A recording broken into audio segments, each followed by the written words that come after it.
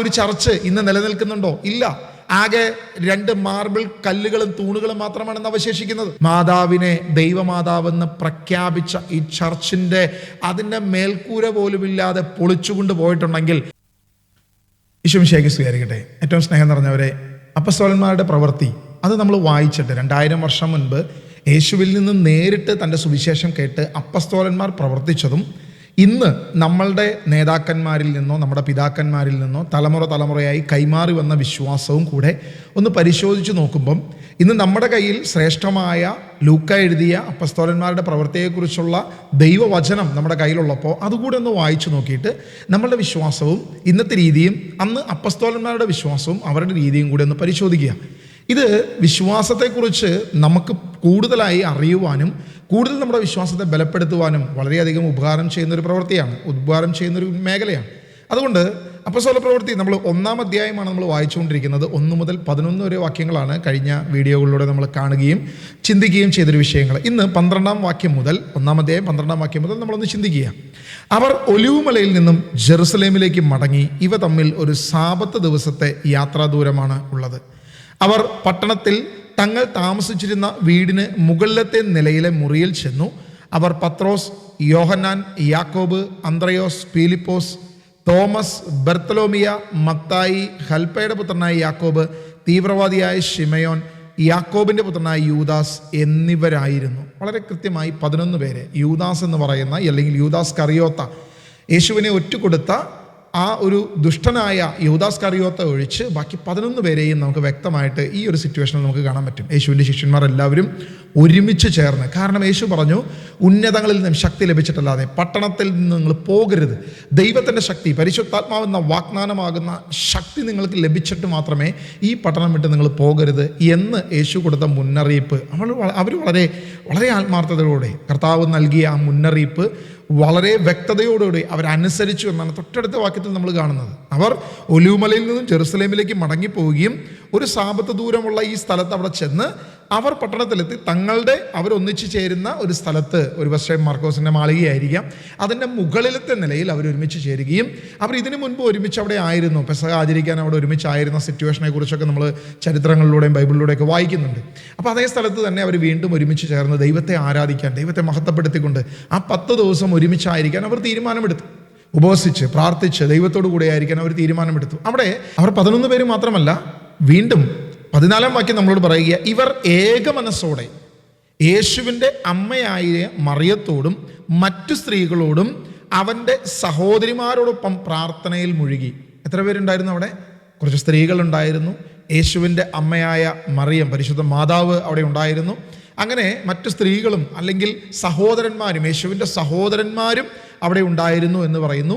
അതുപോലെ ഈ 11 ശിഷ്യന്മാരും അവിടെ ഉണ്ടായിരുന്നു. അവിടെ ഒരു ചെറിയൊരു കണക്കാണ് അവിടെ കൊടുത്തിരിക്കുന്നത്, വളരെ ചുരുങ്ങിയ ഒരു കണക്ക്. ആദ്യത്തെ ദിവസങ്ങളിൽ അവിടെ ഉണ്ടായിരുന്നവരായിരിക്കാം അവർ, പക്ഷേ ഈ കണക്ക് നമ്മൾ കാണുമ്പം അവിടെ ഏക മനസ്സോടെ എന്നൊരു വാക്ക് വളരെ കൃത്യമായി അപ്പസ്തോലനായ ലൂക്ക എഴുതുമ്പം നമ്മൾ ഇന്ന് പ്രാർത്ഥിക്കുമ്പോൾ നമുക്കുണ്ടാകേണ്ടത് ഇതേ മനോഭാവം തന്നെയാണ്. ഏക മനസ്സ്, 2 മനസ്സല്ല. പല രീതിയിൽ ചിന്തിക്കുന്ന, പല രീതിയിൽ തീരുമാനമെടുക്കുന്ന, അങ്ങോട്ടും ഇങ്ങോട്ടും വിദ്വേഷവും വൈരാഗ്യവും വെറുപ്പും കൊണ്ട് ദൈവസന്നിധിയിൽ പ്രാർത്ഥിച്ചാൽ ഒരിക്കലും നമ്മുടെ പ്രാർത്ഥന നടക്കത്തില്ല. നമ്മൾ പ്രാർത്ഥിക്കുമ്പോൾ ദൈവസന്നിധിയിൽ ഏക മനസ്സോടെ, അവിടെ 11 ശിഷ്യന്മാരുണ്ടായിരുന്നെങ്കിൽ അവർക്കും എല്ലാവർക്കും ഒരേ ഒരു മനസ്സാണ്. അവരുടെ ആഗ്രഹം ദൈവത്തിൻ്റെ പരിശുദ്ധാത്മാവെന്ന ശക്തി, ഉന്നതങ്ങളിൽ നിന്നും ശക്തിയും പരിശുദ്ധാത്മാവും ലഭിച്ചിട്ടേ ഈ പട്ടണം വിട്ട് സുവിശേഷത്തിന് വേണ്ടി, ദൈവവേലയ്ക്ക് വേണ്ടി പോകാൻ പറ്റത്തുള്ളൂ എന്നൊരു ബോധ്യം അവർക്കുള്ളത് കൊണ്ട് അവർ ഏക മനസ്സോടെ അതിനുവേണ്ടി കൂടിയിരുന്നു. ഇനി മാതാവിന് മറ്റൊരു മനസ്സാണോ? അല്ല, ശിഷ്യന്മാർക്കുണ്ടായിരുന്ന അതേ മനസ്സ് തന്നെയായിരുന്നു. കാരണം ആ വാക്യത്തിൽ വളരെ വ്യക്തമായിട്ട് അവർ ഏക മനസ്സോടെ യേശുവിൻ്റെ അമ്മയായ മറിയത്തോടും മറ്റ് സ്ത്രീകളോടും അവൻ്റെ സഹോദരന്മാരോടും ഒപ്പം പ്രാർത്ഥനയിൽ മുഴുകിയിരുന്നു എന്നാണ് വചനം പറഞ്ഞിരിക്കുന്നത്. അപ്പോൾ മാതാവിനും അതേ മനസ്സ് തന്നെയാണ്, ഉന്നതങ്ങളിൽ നിന്നും ശക്തി ലഭിക്കാനുള്ളൊരു മനസ്സ്. അതേ മനസ്സ് തന്നെ മാതാവിനുള്ളത്, സഹോദരങ്ങൾക്കുള്ളത്, ഈ പറയുന്ന 11 അപ്പസ്തോലന്മാർക്കും ഉള്ളത് എന്ന് വചനത്തിൽ നമ്മളോട് വ്യക്തമായിട്ട് പറഞ്ഞു തരികയാണ്. ഇവിടെ നമ്മളൊന്ന് പരിശോധിച്ച് നോക്കുക, ഇവിടെ മാതാവിനോടാണോ ഇവർ പ്രാർത്ഥിച്ചത്? എനിക്ക് തോന്നുന്നില്ല മാതാവിനോടാണ് ഇവർ പ്രാർത്ഥിച്ചതെന്ന്. കാരണം അങ്ങനെ ഒരു വചനമില്ല. മാതാവ് പോലും ദൈവസന്നിധിയിൽ പ്രാർത്ഥിക്കുന്ന മനസ്സാണ് അവിടെ ഉള്ളത്. ശിഷ്യന്മാർക്കുള്ളത് അതേ മനസ്സാണ്. അല്ലെങ്കിൽ മാതാവ് യേശുവിനോടും ബാക്കിയുള്ള ശിഷ്യന്മാർ മാതാവിനോടുമാണ് പ്രാർത്ഥിച്ചിരുന്നെങ്കിൽ അവിടെ ഒരിക്കലും ഏക മനസ്സാകത്തില്ല. കാരണം മാതാവിൻ്റെ മനസ്സ് ക്രിസ്തുവും ശിഷ്യന്മാരുടെ മനസ്സ് മാതാവും ആയിരിക്കാം. പക്ഷെ അങ്ങനെയല്ല അവിടെ കാണുന്നത്. ഇവരെല്ലാവരും ഏക മനസ്സ് എന്നാണ് നമുക്ക് കാണാൻ പറ്റുന്നത്. കാരണം ഞാനിത് പറയാനുള്ളൊരു കാരണമുണ്ട്. നമ്മളൊരിക്കലും മാതാവിനെ അവഹേളിക്കുകയോ ബഹുമാനിക്കാതിരിക്കുകയോ ചെയ്യുകയല്ല.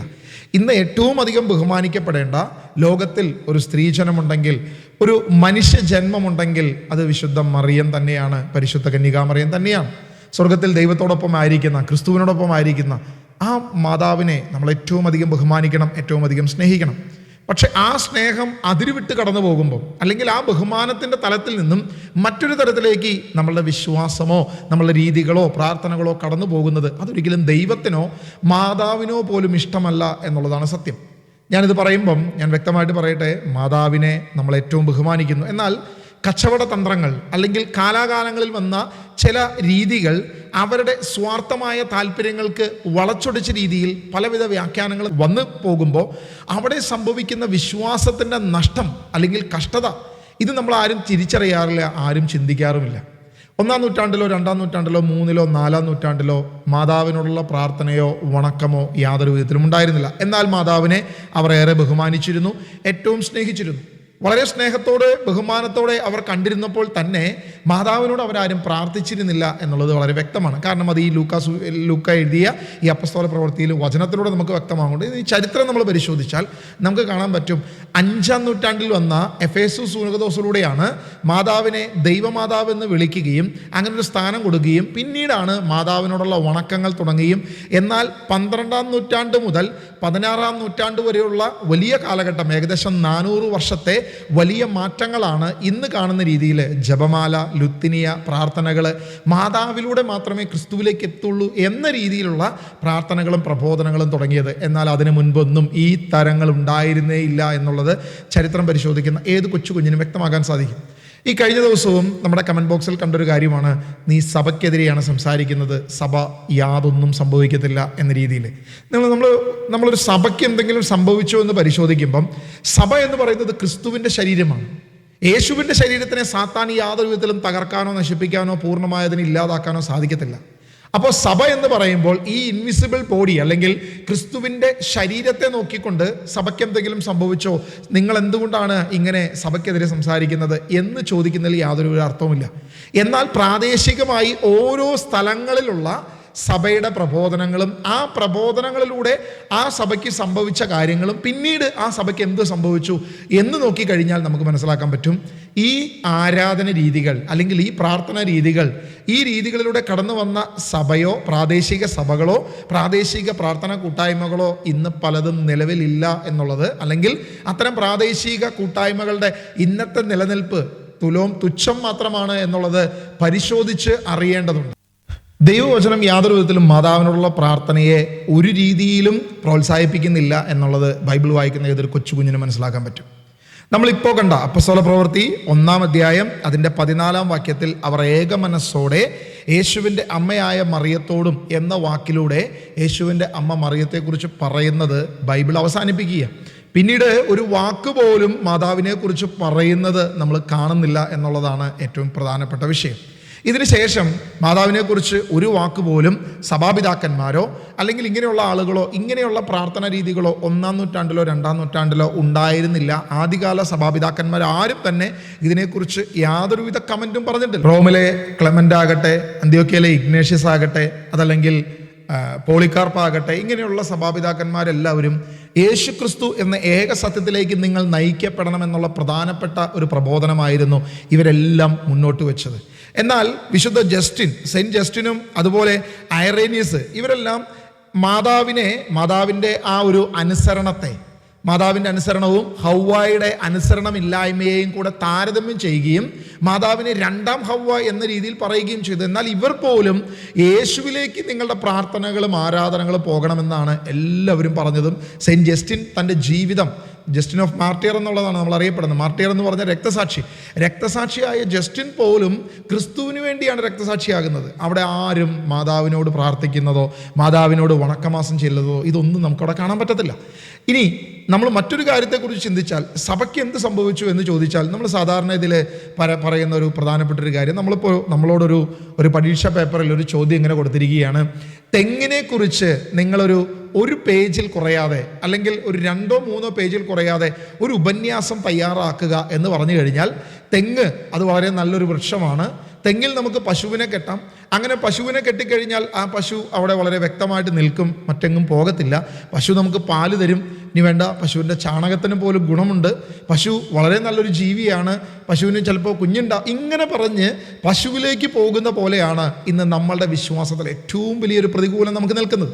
യേശുക്രിസ്തു എന്ന ഏകരക്ഷയെക്കുറിച്ച് അപ്പസ്തോലന്മാരും ആദിമ സഭാപിതാക്കന്മാരും മുഴുവൻ അവരുടെ ലേഖനങ്ങളിൽ, അവരുടെ ലെറ്ററുകളിലെല്ലാം പറഞ്ഞിരിക്കെ, ആ യേശുവിൽ നിന്നും നമ്മൾ നേരെ എവിടേക്ക് വന്നു? യേശുവിനെ കുറിച്ച് ഉപന്യാസം എഴുതാൻ പറഞ്ഞപ്പം 3 പേജിൽ യേശുവിനെ ഒരു വാക്ക് മാത്രം ഉപയോഗിച്ച് അതിനുശേഷം മാതാവിനെ മാത്രം പറഞ്ഞു വെക്കുന്ന ഒരു അവസ്ഥയിലേക്ക് നമ്മൾ ഇന്ന് കടന്നു വന്നു. നമ്മുടെ സന്ധ്യാപ്രാർത്ഥനകൾ, നമ്മുടെ പ്രാർത്ഥനാ രീതികൾ എല്ലാം നമ്മളെടുത്ത് പരിശോധിച്ച് കഴിഞ്ഞാൽ, ഓരോ ഭവനത്തിലും ഇന്ന് വൈകുന്നേരം 7 മണിയായി കഴിഞ്ഞാൽ, അല്ലെങ്കിൽ 7:30 ആയി കഴിഞ്ഞാൽ സന്ധ്യാപ്രാർത്ഥന എത്തിക്കുമ്പോൾ എത്ര പ്രാവശ്യം നമ്മൾ ക്രിസ്തുവിനെ കുറിച്ച് പറയുന്നുണ്ട്? എത്ര പ്രാവശ്യം ദൈവത്തെക്കുറിച്ച് നമുക്ക് പ്രബോധനങ്ങളുണ്ട്, അല്ലെങ്കിൽ ദൈവത്തോട് നമുക്ക് നേരിട്ടുള്ള പ്രാർത്ഥനകളുണ്ട്, എന്നാൽ മാതാവിനോട് തന്നെ പ്രാർത്ഥിച്ചു കൊണ്ടിരിക്കുന്ന ഒരവസ്ഥ. ഇത് ഒരിക്കലും ക്രിസ്തീയമല്ല, ഇതൊരിക്കലും യാതൊരു വിധത്തിലും അപ്പസ്തോലികമല്ല എന്നുള്ളത് നമുക്ക് തിരിച്ചറിയണം. ഇനി ഇങ്ങനെ സംഭവിച്ച കാര്യങ്ങൾ ഏതെങ്കിലും വിധത്തിൽ സഭയ്ക്ക് അനുകൂലമോ പ്രതികൂലമോ ആയി സംഭവിച്ചോ എന്ന് നോക്കിക്കഴിഞ്ഞാൽ, എല്ലാവരും പറയുന്നത് 2026 വർഷമായി സഭയ്ക്ക് യാതൊന്നും സംഭവിച്ചിട്ടില്ല. എന്നാൽ 1-ാം നൂറ്റാണ്ടിലോ 2-ലോ 3-ലോ 4-ലോ 4 നൂറ്റാണ്ടുകളിൽ മാതാവിനോടുള്ള പ്രാർത്ഥനയോ ലുത്തിനിയോ യാതൊന്നും ഇല്ലാതിരുന്നൊരു കാലഘട്ടത്തിലാണ് 4-ാം നൂറ്റാണ്ടിൽ, അല്ലെങ്കിൽ 5-ാം നൂറ്റാണ്ടിൽ AD 421 സമയങ്ങളിൽ എഫേസൂസിൽ ഒരു സൂനകദോസ് നടക്കുക. വളരെ പ്രധാനപ്പെട്ട ഒരു സൂനകദോസ്, എഫേസൂസ് സൂനകദോസ്. ഈ സൂനകദോസിൽ സംഭവിച്ച ചില കാര്യങ്ങളെക്കുറിച്ച് നമ്മൾ പരിശോധിച്ച് കഴിഞ്ഞാൽ, ഇവിടെയാണ് മാതാവിനെ ദൈവമാതാവ് അല്ലെങ്കിൽ തിയോട്ടോക്കോസ് എന്ന ഒരു സ്ഥാനം കൊടുത്ത് ബഹുമാനിക്കുകയും സ്നേഹിക്കുകയും ആദരിക്കുകയും ഒക്കെ ചെയ്യുന്നത്. എന്നാൽ അവിടെ വളരെ വ്യക്തമായിട്ട് നെസ്തോറിയൻ എന്ന സഭാപിതാവ് അങ്ങനെയല്ല, യേശുവിൻ്റെ അമ്മയായ മറിയത്തെ മിശിഹായുടെ അമ്മ അങ്ങനെയാണ് വിളിക്കേണ്ടത്, ഒരിക്കലും തിയോട്ടോക്കോസ് എന്നല്ല ക്രിസ്റ്റോട്ടോക്കോസ് എന്നാണ് വിളിക്കേണ്ടത് എന്ന് വാദിക്കുകയും, എന്നാൽ അദ്ദേഹത്തിൻ്റെ വാദത്തിനെതിരെ ശക്തമായി രാഷ്ട്രീയപരമായി നേരിടുകയും അധികാരപരമായി നേരിടുകയും, ഈ പറയുന്ന നെസ്തോറിയനും അദ്ദേഹത്തിൻ്റെ അടങ്ങുന്ന രീതിയിലുള്ള ആളുകളും പിതാക്കന്മാരും അല്ലെങ്കിൽ അവിടെയുള്ള ബിഷപ്പന്മാരൊന്നും വരുന്നതിന് മുൻപേ തന്നെ ഈ സൂനകദോസ് തീരുമാനമെടുക്കുകയും ഏകപക്ഷീയമായി നെസ്തോറിയനെ പാഷണ്ടി എന്ന് മുദ്ര കുത്തുകയും, നെസ്തോറിയൻ എന്ന് പറയുന്ന ഒരു സഭാപിതാവിനെ പുറത്താക്കുകയും, അദ്ദേഹം ദൈവത്തിനെതിരെ പഠിപ്പിക്കുന്നവരാണ് എന്ന് പറയുന്ന രീതിയിൽ പാഷണ്ടിയാണ് എന്ന് പറഞ്ഞ് അവരെ തള്ളുകയും ചെയ്തു. നമുക്കറിയാം, ഈ കഴിഞ്ഞ കാലഘട്ടങ്ങളിൽ പോലും ഏകദേശം 17-18 നൂറ്റാണ്ടുകളിൽ പോലും നമ്മുടെ ഈ കേരളത്തിലുള്ള ക്രിസ്ത്യാനികളെ നെസ്തോറിയൻ എന്ന് വിളിച്ച് കളിയാക്കുന്ന, പ്രത്യേകിച്ച് യാക്കോബായ ഓർത്തഡോക്സ് വിഭാഗത്തിലുള്ള പലരെയും നെസ്തോറിയൻ വിഭാഗം എന്ന് വിളിച്ച് കളിയാക്കുന്നവരായിരുന്നു ഒരു പരിധിവരെ നമ്മുടെ കത്തോലിക്കരായിട്ടുള്ള ആളുകൾ. ഞാൻ ഈ പറഞ്ഞ സൂനകദോസുകളെ കുറിച്ച് നിങ്ങൾ വ്യക്തമായിട്ട് മനസ്സിലാക്കണമെങ്കിൽ, എഫേസൂസ് സൂനകദോസിൽ എന്ത് സംഭവിച്ചു? ഇവിടെ സിറിൽ എന്ന് പറയുന്ന അന്നത്തെ ആദിമ സഭാപിതാവായിരുന്ന സിറിലും നെസ്തോറിയനും തമ്മിലുള്ള രാഷ്ട്രീയപരമായിട്ടുള്ള പ്രശ്നങ്ങളും യാതൊരു വിധത്തിലും ഒരു അനുകൂലമല്ലാത്തൊരു നിലപാടോ ഒരു നിഷ്പക്ഷമായ ഒരു നിലപാടോ എടുക്കാതെ രാഷ്ട്രീയപരമായി നെസ്തോറിയനെ പാഷണ്ടി എന്ന് മുദ്ര കുത്തുകയും, ഒരിക്കലും ഈ പറയുന്ന സിറിൽ പറഞ്ഞ വാദങ്ങൾ ശരിയല്ല എന്ന രീതിയിൽ വളരെ വ്യക്തതയോടുകൂടി തന്നെ നിക്ക 1 മുതൽ വത്തിക്കാൻ 2 വരെ സാർവത്രിക സൂനകദോസുകളെ കുറിച്ച് എഴുതിയിരിക്കുന്ന ഈ പുസ്തകം ഇതിൻ്റെ പ്രചാരകരാരാണെന്ന് ചോദിച്ചാൽ ബദനി പ്രസ്സാണ്. വടവാതൂര്, നമ്മുടെ സെമിനാരി, സെൻറ്റ് തോമസ് അപ്പസ്തോലിക് സെമിനാരി, കത്തോലിക്ക സഭയുടെ ഏറ്റവും പ്രധാനപ്പെട്ട കോട്ടയത്തെ സെമിനാരി ആയിട്ടുള്ള വടവാതൂർ സെമിനാരിയാണ് ഇതിൻ്റെ പബ്ലിഷേഴ്സ്. അവിടെ നിന്ന് ലഭിക്കുന്ന ഈ പുസ്തകത്തിൽ 99-ാം പേജ് മുതൽ എഫേസൂസ് സൂനകദോസ് എന്ത് സംഭവിച്ചു, അവിടെ ഉണ്ടായിരുന്ന രാഷ്ട്രീയ പ്രശ്നങ്ങൾ, ഇത് യാതൊരു വിധത്തിലും അനുകൂലിക്കാൻ കഴിയാത്ത കാര്യങ്ങളായിരുന്നു എന്നുള്ളതിനെക്കുറിച്ച് ഈ പുസ്തകം നമുക്ക് വ്യക്തമായിട്ട് ഒരു വലിയ ഉൾക്കാഴ്ചയാണ് നൽകുന്നത്. അപ്പോൾ ഇതെല്ലാം നമ്മുടെ മുൻപിൽ വരുമ്പോൾ എഫേസൂസ് സൂനകദോസിൽ എന്ത് സംഭവിച്ചു? മാതാവിനെ ദൈവമാതാവായി പരിഗണിക്കുകയും അങ്ങനെ പ്രഖ്യാപിക്കുകയും ചെയ്തു. എന്നാൽ നെസ്തോറിയൻ പറഞ്ഞു അതങ്ങനെയല്ല, ക്രിസ്തുവിൻ്റെ മാതാവ് ക്രിസ്റ്റോട്ടോക്കോസ് എന്നാണ് പറയപ്പെടേണ്ടത് എന്ന് പറഞ്ഞു. ഈ എഫേസൂസ് സൂനകദോസിന് ശേഷമാണ് മാതാവിനോടുള്ള വണക്കങ്ങൾ, പ്രാർത്ഥനകൾ ഇത് വളരെ വലിയ രീതിയിൽ പ്രചരിച്ചു തുടങ്ങുന്നത്. ഇങ്ങനെ പ്രചരിച്ചു തുടങ്ങിയതിന് ശേഷം ഈ എഫേസൂസിന് എന്ത് സംഭവിച്ചു എന്നുള്ളതാണ് നമ്മൾ പരിശോധിക്കേണ്ടത്. അതായത് മാതാവിനെ വണങ്ങുകയും മാതാവിനെ ആഴമായി സ്നേഹിക്കുകയും ചെയ്ത ഈ എഫേസൂസിൽ ഇന്നൊരു സഭയുണ്ടോ എന്ന് ചോദിച്ചാൽ ഇല്ല എന്നാണ് നമുക്ക് ചരിത്രം നൽകുന്ന ഏറ്റവും വലിയ തെളിവ്. 14-ാം നൂറ്റാണ്ടോടുകൂടെ ഈ പറയുന്ന എഫേസൂസിലോ അല്ലെങ്കിൽ ഇന്നത്തെ തുർക്കിയിലോ ക്രിസ്തീയ സഭ പൂർണ്ണമായി വിച്ഛേദിക്കപ്പെട്ടു. പൂർണ്ണമായ ഒരു ഇസ്ലാമൈസേഷൻ അവിടെ നടന്നു. ഇസ്ലാമിക് രാജ്യമായത് മാറി. വിരലിൽ എണ്ണാവുന്ന ഒരു ക്രിസ്ത്യാനി പോലും ഇല്ലാതെ ആ രാജ്യം അത്രത്തോളം മാറ്റപ്പെട്ടു എന്നുള്ളത് വളരെ വ്യക്തമായിട്ട് നമുക്കറിയാം. വെളിപാട് പുസ്തകത്തിൽ നമ്മൾ പരിശോധിച്ചാൽ അതിൻ്റെ ആദ്യ അധ്യായത്തിൽ തന്നെ 7 സഭകളെക്കുറിച്ച് പറയുമ്പം പ്രാദേശിക സഭയുടെ ഏറ്റവും പ്രധാനമായ സഭയെക്കുറിച്ച് പറയുന്ന എഫേസു സഭയാണ്. മാത്രമല്ല പൗലോസ് അപ്പോസ്തലൻ മാസങ്ങളോളം വർഷങ്ങളോളം കർത്താവിന് വേണ്ടി സുവിശേഷം പ്രസംഗിച്ച സ്ഥലമാണ് ഈ പറയുന്ന എഫേസൂസ്. എന്നാൽ എന്ത് സംഭവിച്ചു?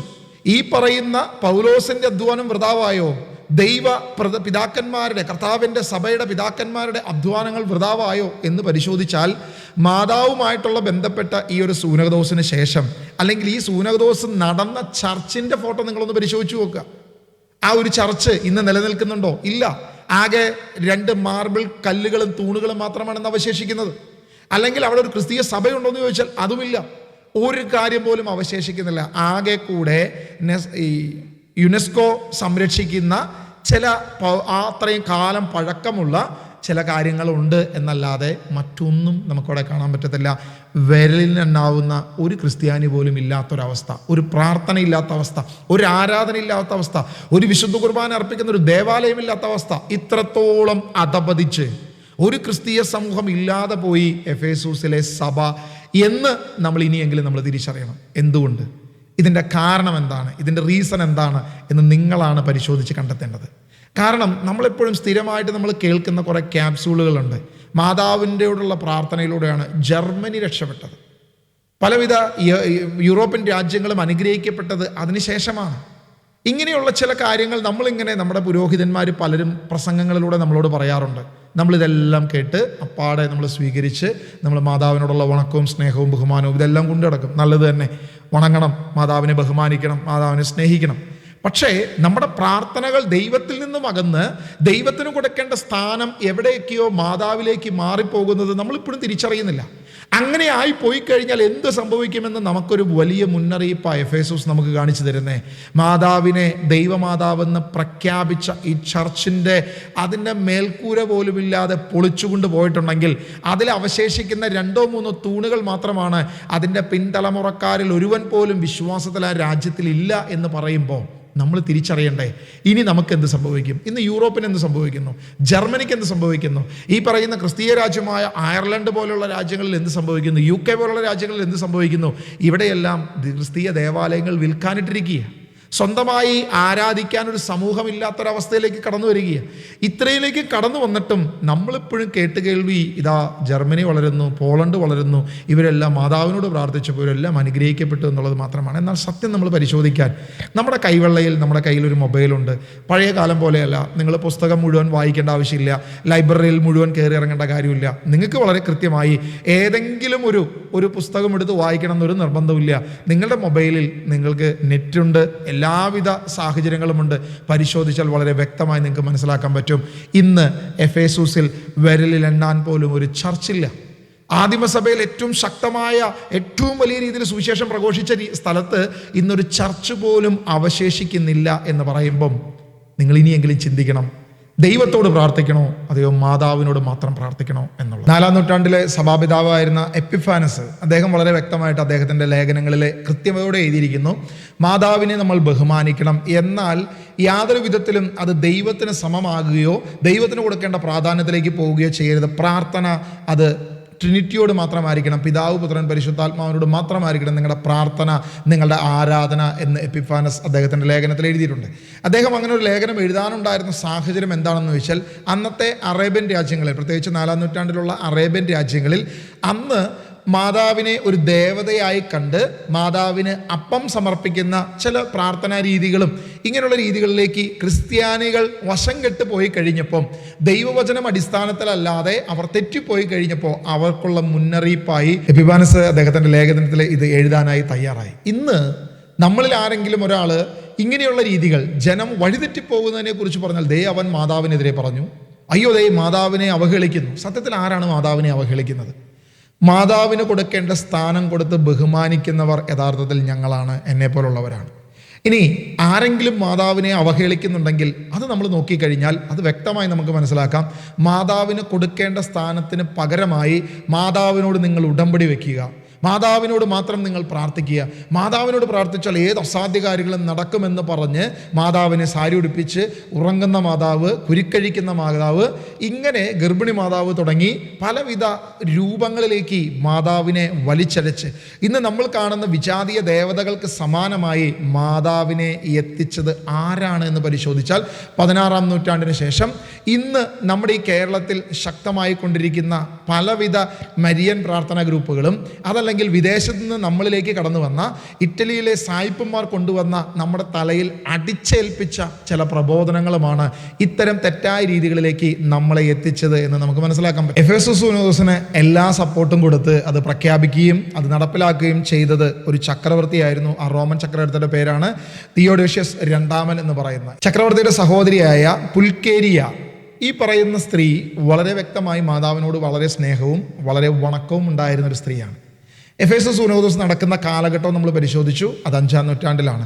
ഈ 5-ാം നൂറ്റാണ്ടിൽ നടന്ന എഫേസസ് സുനോദോസ് രാഷ്ട്രീയപരമായിരുന്നു എന്നുള്ളത് AD 431 നടന്ന എഫേസസ് സുനോദോസ് വളരെ വ്യക്തമായി അത് കൃത്യമായി രാഷ്ട്രീയപരമായിരുന്നു എന്നുള്ളതും നെസ്തോറിയനെ പാഷണ്ടിയായി തള്ളിയതും ഉള്ളതിനെക്കുറിച്ച് ഞാൻ പറഞ്ഞു. അതിനുള്ള തെളിവുകളും ഇന്ന് കേരളത്തിലുള്ള കത്തോലിക്ക സഭ അംഗീകരിക്കുന്ന വടവാതൂർ സെമിനാരിയിൽ നിന്നുള്ള പുസ്തകത്തെക്കുറിച്ചും ഞാൻ നിങ്ങളോട് പറഞ്ഞു. ഇതെല്ലാം നമ്മളെ മുമ്പിൽ വെക്കുന്നത് ഇനിയെങ്കിലും നമ്മൾ തിരിച്ചറിയണ്ടേ യേശു ഏക സത്യരക്ഷകനെന്നും ആ ഏക രക്ഷകനായ ക്രിസ്തുവിലേക്ക് തിരിയുന്നവൻ ഒരു കാലത്തും അവൻ ലജ്ജിക്കേണ്ടി വരത്തില്ല, അവൻ ഒരു കാലത്തും നശിക്കത്തില്ല, അവനെ തൊടാൻ യാതൊരു വിധത്തിലും സാധിക്കത്തില്ല. കാരണം സഭ എന്ന് പറയുന്നത് ക്രിസ്തുവും ക്രിസ്തുവിൻ്റെ ശരീരവുമാണ്. ക്രിസ്തു ശിരസും നമ്മളതിൻ്റെ അവയവങ്ങളുമാണ്. അതിനെ തൊടാൻ സാത്താന് കഴിയത്തില്ല. സഭയെ തകർക്കാൻ സാത്താനെ നിനക്ക് സാധിക്കത്തില്ല. സഭയെ തൊടാൻ സാത്താനെ നിനക്ക് സാധിക്കത്തില്ല. എന്നാൽ വിശ്വാസത്തെ ശിഥിലീകരിച്ചുകൊണ്ട് മുന്നോട്ട് പോകുന്ന ഏതൊരു പ്രാദേശിക പ്രസ്ഥാനങ്ങളും ഏതൊരു പ്രാദേശിക സഭകളും ദൈവത്തെ മറന്ന് ക്രിസ്തുവിനെ മറന്ന് ക്രിസ്തുവിന് കൊടുക്കേണ്ട ബഹുമാനവും ആരാധനയും ക്രിസ്തുവിൽ നിന്നും മാറി മാതാവിനോ വിശുദ്ധർക്കോ ആദിമ സഭാപിതാക്കന്മാർക്കോ ഏതെങ്കിലും മനുഷ്യർക്കോ കൊടുത്താൽ എന്ത് സംഭവിക്കുമെന്ന് എഫേസോസ് നമുക്ക് വ്യക്തമായ ഒരു സാക്ഷ്യം തരുന്നു. ഇന്ന് തുർക്കിയിൽ ഒരു വിശ്വാസി പോലും ഇല്ലാതെ ഹാഗിയ സോഫിയ എന്ന് പറയുന്ന ഏറ്റവും പ്രധാനപ്പെട്ട ചർച്ച് പോലും നമുക്ക് നഷ്ടപ്പെട്ട ഒരു കാലഘട്ടത്തിലാണ് നമ്മളിന്ന് ജീവിക്കുന്നത്. എന്നെങ്കിലും തിരിച്ചറിയുമ്പോൾ ഇനിയെങ്കിലും ജർമ്മനിയുടെയോ അല്ലെങ്കിൽ ഈ പറയുന്ന അയർലൻഡിൻ്റെയോ UK-യുടെയോ കാര്യങ്ങൾ പറഞ്ഞ് നമ്മളെ പറ്റിക്കാൻ ആരെയും അനുവദിക്കാതിരിക്കണമെന്ന് ഞാൻ നിങ്ങളോട് അപേക്ഷിക്കുന്നു. ഏകസത്യദൈവമായി യേശുവിനെ ആരാധിക്കുക. അപ്പസ്തോല പ്രവൃത്തിയിൽ വ്യക്തമായിട്ട് പറയുക, അവർ ഏക മനസ്സോടെ, അവർക്കൊരു മനസ്സേ ഉണ്ടായിരുന്നുള്ളൂ. 11 അപ്പസ്തോലന്മാർക്ക് ഒരു മനസ്സായിരുന്നു. യേശുവിൻ്റെ അമ്മയായ മറിയത്തിനൊരു മനസ്സായിരുന്നു. യേശുവിൻ്റെ സഹോദരന്മാർക്കൊരു മനസ്സായിരുന്നു. മറ്റു സ്ത്രീകൾക്കും ഒരു മനസ്സായിരുന്നു. ഇവരെല്ലാം ക്രിസ്തു കേന്ദ്രീകൃതമായ ക്രിസ്റ്റോസെൻട്രിക് ആയിട്ടുള്ള ഒരു ആരാധന മാത്രമായിരുന്നു അവർക്കുണ്ടായിരുന്നത്. നമ്മുടെ ആരാധനകളിൽ, നമ്മുടെ പ്രാർത്ഥനകളിൽ, നമ്മുടെ വണക്കങ്ങളിൽ, നമ്മുടെ സന്ധ്യാപ്രാർത്ഥനകളിൽ എല്ലാം ക്രിസ്റ്റോസെൻട്രിക്കായി മാറുവാൻ ദൈവം നമുക്ക് കൃപ നൽകട്ടെ. ദൈവം നമ്മെ അനുഗ്രഹിക്കട്ടെ എന്ന് പ്രാർത്ഥിക്കുന്നു. God bless you all.